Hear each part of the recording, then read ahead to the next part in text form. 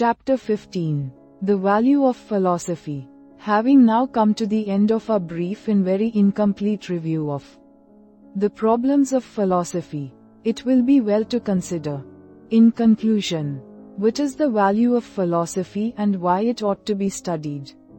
It is the more necessary to consider this question, in view of the fact that many men, under the influence of science or of practical affairs, are inclined to doubt whether philosophy is anything better than innocent, but useless trifling, hair-splitting distinctions, and controversies on matters concerning which knowledge is impossible.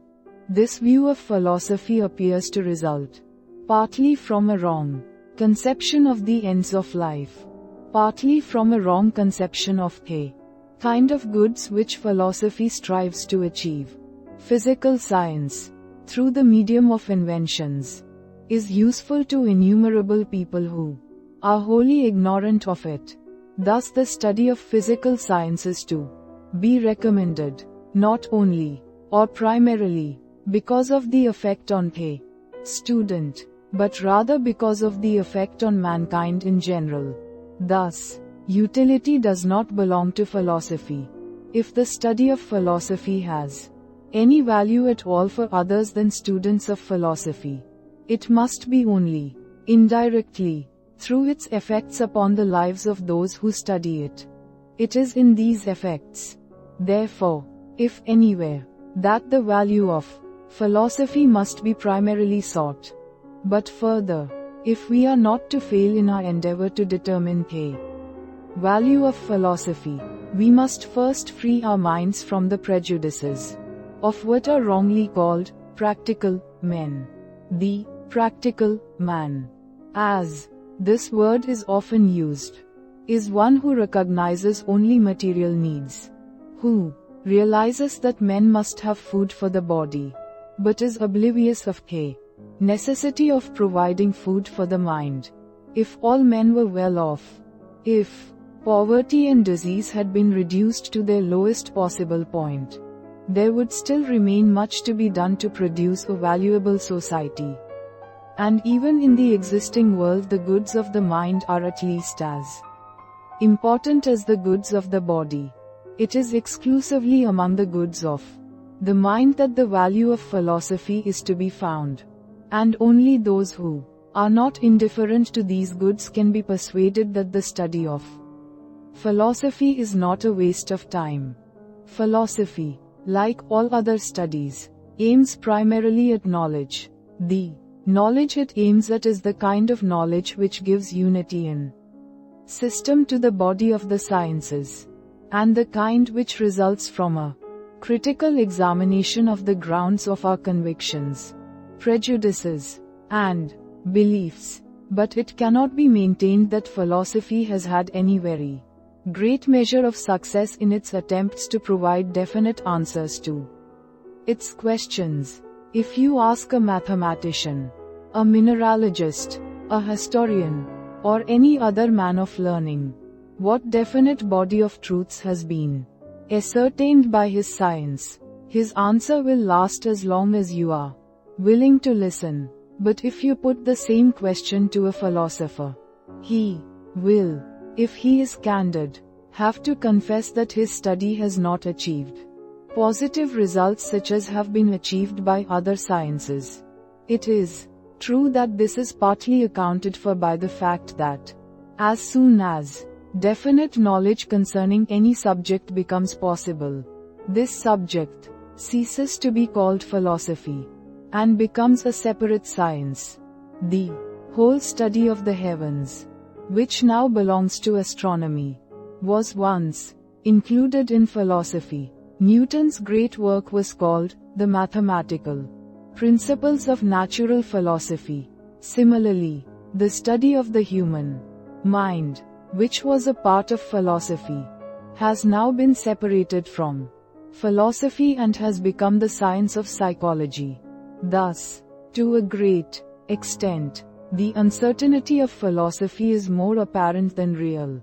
Those questions which are already capable of definite answers are placed in the sciences, while those only to which, at present, no definite answer can be given, remain to form the residue which is called philosophy.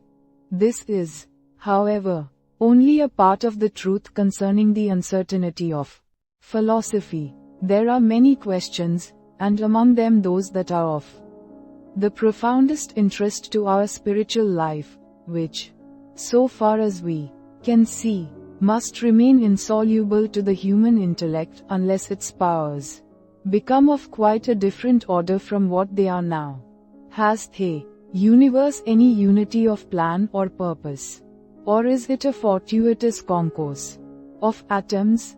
Is consciousness a permanent part of the universe, giving hope of indefinite growth in wisdom? Or is it a transitory accident on a small planet on which life must ultimately become impossible? Are good and evil of importance to the universe or only to man? Such questions are asked by philosophy, and variously answered by various philosophers. But it would seem that, whether answers be otherwise discoverable or not, the answers suggested by philosophy are none of them demonstrably true. Yet, however slight may be the hope of discovering an answer, it is part of the business of philosophy to continue the consideration of such questions, to make us aware of their importance, to examine all the approaches to them, and to keep alive that speculative interest in the universe which is apt to be killed by confining ourselves to definitely ascertainable knowledge. Many philosophers, it is true, have held that philosophy could establish the truth of certain answers to such fundamental questions. They have supposed that what is of most importance in religious beliefs could be proved by strict demonstration to be true. In order to judge of such attempts, it is necessary to take a survey of human knowledge, and to form an opinion as to its methods and its limitations. On such a subject, it would be unwise to pronounce dogmatically. But if the investigations of our previous chapters have not led us astray, we shall be compelled to renounce the hope of finding philosophical proofs of religious beliefs. We cannot, therefore, include as part of the value of philosophy any definite set of answers to such questions. Hence, once more, the value of philosophy must not depend upon any supposed body of definitely ascertainable knowledge to be acquired by those who study it.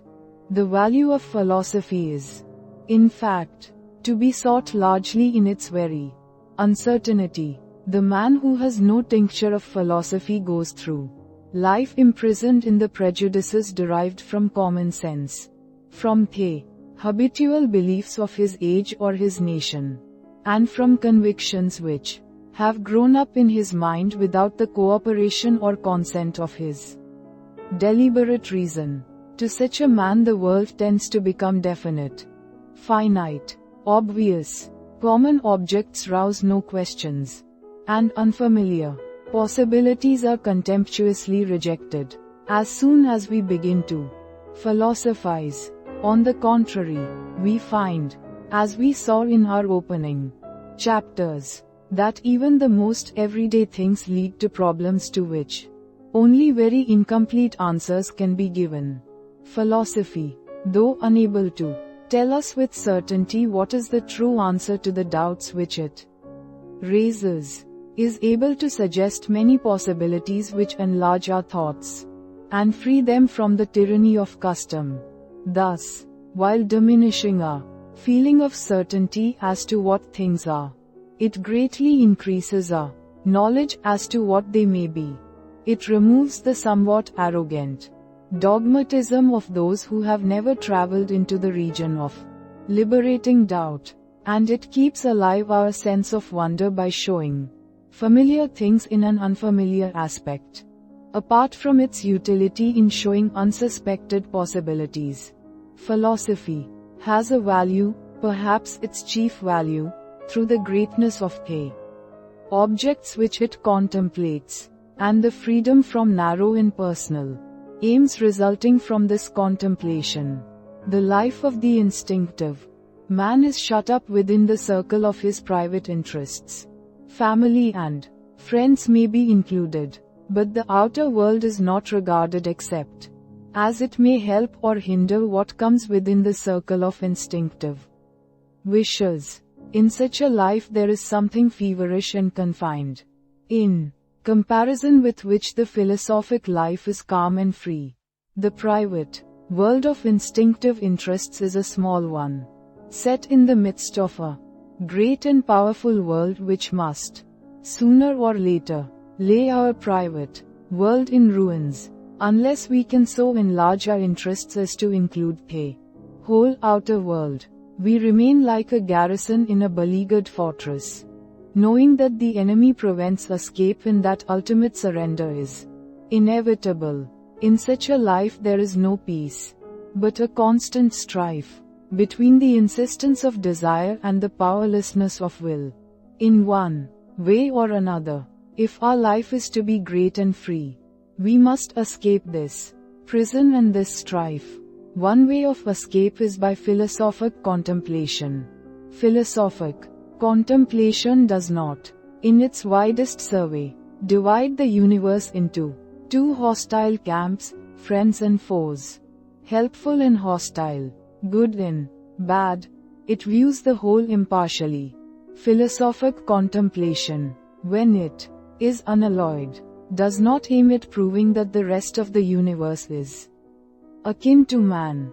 All acquisition of knowledge is an enlargement of the self. But this enlargement is best attained when it is not directly sought. It is obtained when the desire for knowledge is alone operative. By a study, which does not wish in advance that its objects should have this or that character, but adapts the self to the characters which it finds in its objects. This enlargement of self is not obtained when, taking the self as it is, we try to show that the world is so similar to this self that knowledge of it is possible without any admission of what seems alien. The desire to prove this is a form of self-assertion and, like all self-assertion, it is an obstacle to the growth of self which it desires, and of which the self knows that it is capable. Self-assertion, in philosophic speculation as elsewhere, views the world as a means to its own ends. Thus it makes the world of less account than self. And self sets bounds to the greatness of its goods. In contemplation, on the contrary, we start from the not-self, and through its greatness boundaries of self are enlarged. Through the infinity of the universe, the mind which contemplates it achieves some share in infinity. For this reason greatness of soul is not fostered by those philosophies which assimilate the universe to man. Knowledge is a form of union of self and not self. Like all union, it is impaired by dominion, and therefore by any attempt to force the universe into conformity with what we find in ourselves. There is a widespread philosophical tendency towards the view which tells us that man is the measure of all things, that truth is man-made, that space and time and the world of universals are properties of the mind, and that, if there be anything not created by the mind, it is unknowable and of no account for us. This view, if our previous discussions were correct, is untrue, but in addition to being untrue, it has the effect of robbing philosophic contemplation of all that gives it value, since it fetters contemplation to self. What it calls knowledge is not a union with the not-self, but a set of prejudices, habits, and desires, making an impenetrable veil between us and the world beyond. The man who finds pleasure in such a theory of knowledge is like the man who never leaves the domestic circle for fear his word might not be law. The true philosophic contemplation, on the contrary, finds its Satisfaction in every enlargement of the not-self. In everything that magnifies the objects contemplated, and thereby the subject. Contemplating everything in contemplation that is personal or private, everything that depends upon habit, self-interest, or desire, distorts the object, and hence impairs the union which the intellect seeks, by thus making a barrier between subject and object. Such personal and private things become a prison to the intellect. The free intellect will see as God might see, without a underscore here underscore and underscore now underscore, without hopes and fears, without the trammels of customary beliefs and traditional prejudices, calmly, dispassionately, in the soul in exclusive desire of knowledge. Knowledge as impersonal, as purely contemplative as it is possible for man to attain. Hence also the free intellect will value more the abstract than universal knowledge into which the accidents of private history do not enter, than the knowledge brought by the senses, and dependent, as such knowledge must be, upon an exclusive and personal point of view and a body whose sense organs distort as much as they reveal. The mind which has become accustomed to the freedom and impartiality of philosophic contemplation will preserve something of the same freedom and impartiality in the world of action and emotion. It will view its purposes and desires as parts of the whole, with the absence of insistence that results from seeing them as infinitesimal fragments in a world of which all the rest is unaffected by any one man's deeds. The impartiality which, in contemplation, is the unalloyed desire for truth, is the very same quality of mind which, in action, is justice, and in emotion is that universal love which can be given to all, and not only to those who are judged useful or admirable. Thus contemplation enlarges not only the objects of our thoughts, but also the objects of our actions and our affections. It makes us citizens of the universe, not only of one walled city at war with all the rest. In this citizenship of the universe consists man's true freedom, and his liberation from the thraldom of narrow hopes and fears. Thus, to sum up our discussion of the value of philosophy, philosophy is to be studied, not for the sake of any definite answers to its questions, since no definite answers can, as a rule, be known to be true, but rather for the sake of the questions themselves, because these questions enlarge our conception of what is possible, enrich our intellectual imagination and diminish the dogmatic assurance which closes the mind against speculation. But above all because, through the greatness of the universe which philosophy contemplates, the mind also is rendered great, and becomes capable of that union with the universe, which constitutes its highest good. Bibliographical note: the student who wishes to acquire an elementary knowledge of philosophy will find it both easier and more profitable to read some of the works of the great philosophers than to attempt to derive an all-round view from handbooks. The following are specially recommended: Plato, Republic, especially books V and 7.